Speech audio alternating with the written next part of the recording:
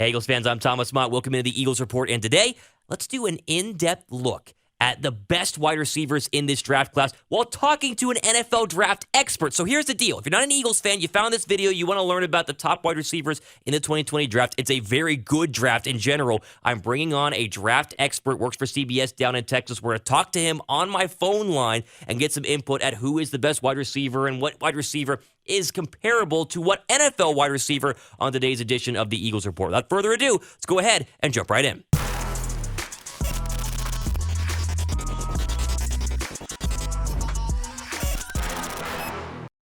All right, so we're going to go ahead and bring on right now, he's on the phone line, my buddy Jakob Brandenburg, CBS reporter down in Texas. Jakob, how are you doing here on what should be a very interesting edition of the Eagles Report?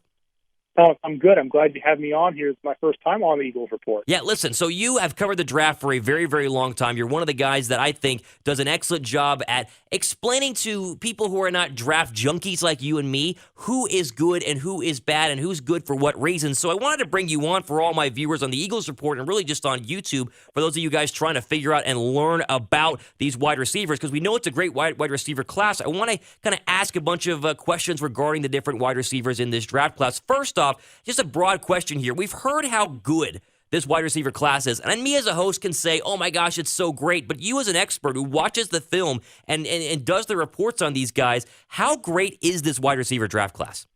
No, Thomas, it's legitimately maybe the best draft class for the receiving group that we've seen, obviously recently and maybe even ever. Looking at the list that I have of kind of the position rankings, I mean, there's probably 8 guys that are worthy of maybe a first-round pick. So I think the thing that limits it is not the amount of first-round talent at the receiver position, it's the teams in the first round that need a receiver. Let's start with who's the best receiver in this draft class. I've talked to my followers at the Eagles Report. It's either Jerry Jeudy or CeeDee Lamb. That's my opinion on this. If you were going to have to, pick the best one, who would you go with and why? Thomas, I think it is, yeah. Whether it's you or other draft expert scouts out there, I think those are the clear top 2. I think those are the 2 you see that get drafted in that top 12, top 10 picks or so.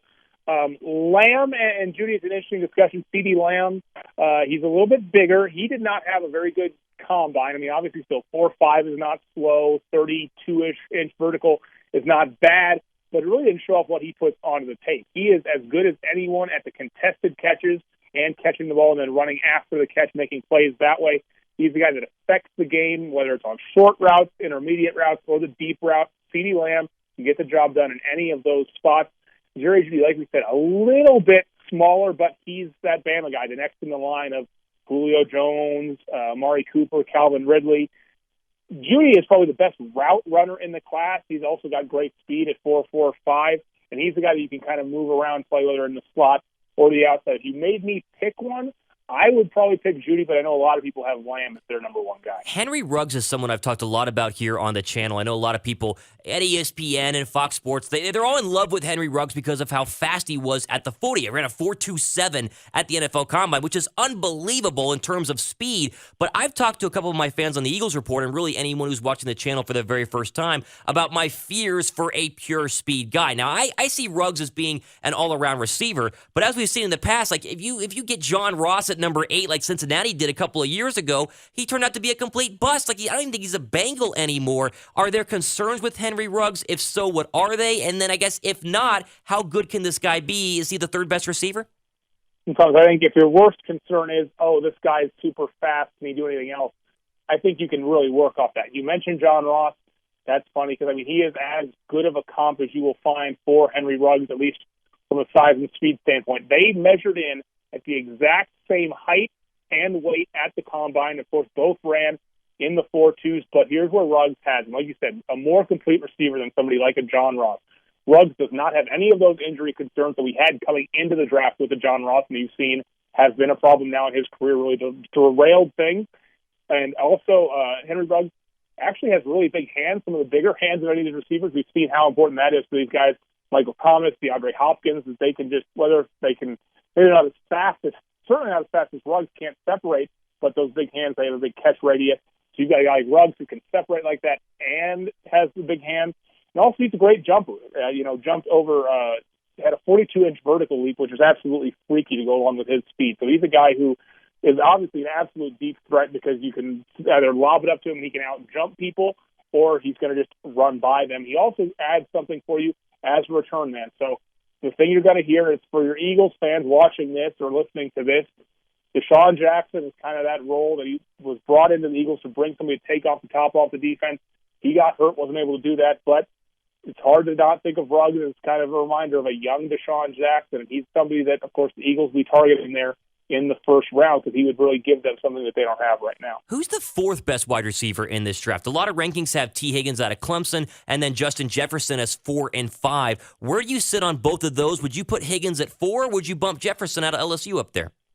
Well, Thomas, I really think Higgins is, obviously there's stuff like him. He's really your number one guy if you're looking for that big receiver, that guy that's going to be a red zone threat at 6'4", 216, but he didn't run at the combine. He wanted to take some more time to prep, I guess, because obviously Clemson's season went a little longer than other teams. But I would really, without seeing him run, without knowing what he's going to run, I would put Jefferson ahead of T. Higgins. I think I would also put Laviska Shenault, the receiver out of Colorado, ahead of Higgins. Okay, let's just move on to Shenault there. Now that you have brought him up, I was reading some scouting reports on him and watching the film. So there was a scout, I forget his name, but it was a famous scout who said he's Julio Jones, just bigger. Now you compare the size, and they're kind of similar. I guess Shenault's a little bit heavier than Julio Jones, but is that a good comp for Laviska? I don't know about Julio Jones. They're very different players. Julio is about 2 or 3 inches taller than Laviska is. But certainly, like you mentioned, Laviska has the weight. He's almost 230 pounds, about 6'1", 230. Didn't run super fast at the combine, 4.58, but that's not his game. He's just absolutely a physical monster. My better comp for him would be Derrick Henry, because there's really not a lot of receivers out there that you can compare Laviska Shenault to. He's almost as big as Derrick Henry is, or at least in comparison to how their counterparts to their position go. You're looking for somebody to kind of compare Shenault to. Like I said, he's awesome after the catch. He just bullies defensive backs. He's maybe more like a bigger version of Deebo Samuel, who we saw, of course, have such a great run with the 49ers this year as a rookie. So if you added, another 2-3 inches and another 20 pounds onto Deebo Samuel, now you've kind of got Laviska Shenault. He's got that same ability as a guy that you can just hand the ball off to on jet sweeps, on direct snaps, line him up in the backfield, give him the ball. Only concern with Laviska Shenault is injuries. I loved him at Colorado, but he did miss a lot of time with injuries. And, of course, for somebody that plays as physically as he does, that's a concern because you don't want him just going out there, running people over, getting banged up, hurting himself, and then missing significant time. Justin Jefferson caught 18 touchdown passes this past year, thrown to Joe Burrow, which is a great stat in and of itself. But as we know, he was playing alongside Jamar Chase, who many people think is better than Justin Jefferson. What's your NFL comparison? Who do we look for when we're looking at Justin Jefferson? Well, Justin Jefferson, I think, is an interesting one. Like you mentioned, he was overshadowed a bit by Jamar Chase, won the Blutnick as the nation's best receiver, had to come back to school because he wasn't draft eligible yet. But like you said, Jefferson still caught 18 touchdowns, second best in the country, only to his teammate. This is a guy who, in probably any other year, would be looking at as maybe the top receiver in the draft. I think he did get overshadowed a little bit, but he's got great size, 6'1", 202 pounds, ran really fast. 4.43 is a very fast time for him, and he's a guy who you got to like because he can play on the inside or on the outside. So he can use that speed to kind of be that deep threat for your team, or you can line him up in the slot and he can beat guys in there. I think he reminds me a lot of Chris Godwin, the receiver for the Tampa Bay Buccaneers. Very, very similar size-wise and very similar in their ability that you can line them up wherever you kind of want and that they can beat people. And, of course, both of them speedsters when they were coming out of college. Denzel Mims is a guy that you and I have both seen in person play a lot down at Baylor. He was a guy that at the very beginning probably of his Baylor career, after he got a couple of games underneath his belt, was a 4th or 5th round wide receiver. And now suddenly, after a stupid good NFL combine, we've talked about him on the channel, he could be a first-round draft pick. Like if Philadelphia wanted to trade back in the first round and kind of sit there at 27 or 28, or maybe they move up in the second round, Mims is going to be there. Who's his comparison? How good is this wide receiver out of the Big 12? Denzel Mims, obviously, we're a little biased having seen him a lot in our time at Baylor. But like you said, he'll be a good value pick for some team there at the back half of that first round, or maybe if you're lucky, you can pick him up there in the beginning of the second round. Denzel Mims, like you mentioned, blew up the combine. 6'3", almost 210 pounds, ran a 4.38, jumped 38.5 inches in the vertical, and ran the best three-cone drill of any player, 6.66. That was 0.10 seconds faster than any other player at the combine. Thomas, I give you these numbers not only to show that Denzel Mims is earning himself a lot of money, but a player who had those exact same numbers, 6'3", 4'3", 38-inch vertical, and a 6'6" in the cone drill, Julio Jones, the name you already mentioned. So not to say that Denzel Mims is Julio Jones. He certainly had a great career at Baylor, had 8+ touchdowns his 3 years there. So he's a very productive player and obviously has the measurables to match, but kind of freaky that he has the exact same measurables as a Julio Jones. So that's obviously enticing for any team. Jalen Reagor, another wide receiver, a speed demon. People have compared him to Marquise Hollywood Brown out of TCU. A little smaller, 5'11", 206 pounds. Is Reagor, is he a first-round guy, or is he more of a mid-second? I like Reagor. I don't think he's a first-round guy. I think part of what might affect him is that he didn't run as fast as people were hoping he would, because like you mentioned, he's similar to a Hollywood Brown in that he's an undersized receiver. He's a smaller guy because he's only about 5'10", 5'11", maybe. He's over 200 pounds, so he's pretty thickly built, but he's just, shorter, speedier guy. Ran in the 4.4s, which, again, is not slow by any means, but people were expecting him to be up there with Ruggs, pushing 4.2s or in the 4.3s. I've liked him at TCU. He wasn't very productive there just because he had awful quarterbacks trying to get him the ball. So I think he is someone that your team that's looking for not a number one guy, but, a complimentary kind of receiver that you can use as a 2 or even a really good 3. Reagor would be a nice pickup there in the second round. Am I missing anybody? I feel like we've covered 6, 7, 8 wide receivers here. Is there anybody else that I need to have on my channel's listeners' radar in terms of potential not only Eagle draft picks, but if your team, you're watching this, you're not an Eagles fan, could go ahead and pick up in the NFL draft? Is there anyone else?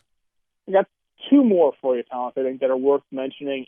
Brandon AIYUK from Arizona State is a really interesting prospect, another guy who is bordering right on kind of that really late first round or probably second round draft pick.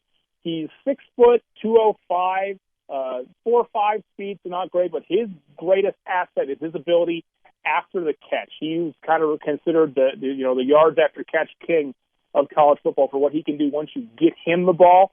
Also kind of impressed with the combine. Some of his measurements had a 40-inch vertical, had a 6'8" wingspan. So even though he's not that tall of a guy, really long arms, and obviously can jump really high. He's not great at those contested deep balls, at least not yet, but he's got the physicality and the measurables where that could be something that he could kind of add into his game in addition to that being able to take a short pass and bust it for a long game. A lot like Robert Woods of the Los Angeles Rams is a guy who he's a lot like, where, again, maybe not your number one guy, but if that's your second best receiver, you're in a really good position. And one receiver for later on in the draft who you're not hearing a ton about, but who I, kind of liked for a few years now, is Tyler Johnson, a receiver from Minnesota. Guy kind of like Justin Jefferson, who had to kind of share the load with a great teammate. He had Rashad Bateman up there at Minnesota as well, with a 1,000-yard receiver, went back to school because he was only a sophomore. Johnson was a senior. Again, he's a guy, nice physicality to him, 6'1", almost 210 pounds, plays very, very physical. I've heard it described almost as like a bigger brother playing with his little brother. He's kind of like A.J. Brown, the rookie from Ole Miss, who played for the Tennessee Titans this year and really had a good finish to the season as well as part of the Titans run. And Johnson's not like some one-year wonder. I mean, he was very productive this season, 86 catches, 1,300 yards, 13 touchdowns, had similar numbers the year before that and decided to come back to school. Only thing with him is he didn't test at the combine, so we'll have to kind of wait and see from Minnesota's pro day what exactly his numbers are like. He's another guy who's going to be very, very physical and who you can get later on in this draft, whether it's third, fourth round, somewhere in there. He's Jakob Brandenburg, CBS reporter in Texas. I hope you guys appreciate what Jakob just did. He just went 8 players deep in the draft and completely broke each and every one of them down in terms of wide receivers for not only our Eagles, but maybe for a different team if you guys are watching here and not an Eagles fan. Jakob, listen, I greatly appreciate you coming on. We're going to have you on the show a lot more getting ready for the draft. That way we know who's the best players and some good comparisons for our Eagles to go ahead and grab. Again, I appreciate it. I hope my viewers enjoy the video as well. I hope so, Thomas. Thanks for having me on. All right, guys, if you have not subscribed to the Eagles Report, this is the stuff that we do. We are breaking the mold for Eagle channels here on YouTube. We're doing interviews. We're breaking down players. We're trying to have the best channel on YouTube, so go ahead and subscribe. Thumbs up this video as well. Shout out to Jakob for doing this with me. Hard to book him. He's a hard interview to get, but I really appreciate him coming on. All the time we have for today. For the Eagles Report, I'm Thomas Mott, signing off. Enjoy the rest of your day.